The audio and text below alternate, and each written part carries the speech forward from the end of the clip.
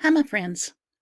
This is week 6, and we're going to be dealing with marketing, advertising, convincing your audience, your reader, your viewer to buy what you got to sell. In a way, you've been doing this all along. This is called persuasive writing.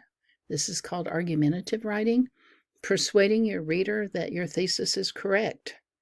We did this at the very beginning of the term when we dealt with resumes, cover letters. You need to hire me. You need me. Take me. Don't buy me, but give me a salary, I suppose. Now, so what we're going to be doing this week, which is different, is looking at how other people are selling their wares. The forum will be dealing with menus just because that's one specific instance in which the customer already exists. But how much money can we get the customer to spend? Thing is, the more, the better.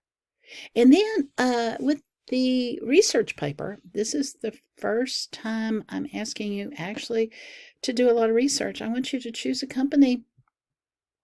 How do they sell themselves? How do they stay in business? How does Amazon make its way through that? You might want to actually Google the marketing plan of these companies. Tesla, for instance, doesn't even have an advertising group. They just depend on word of mouth.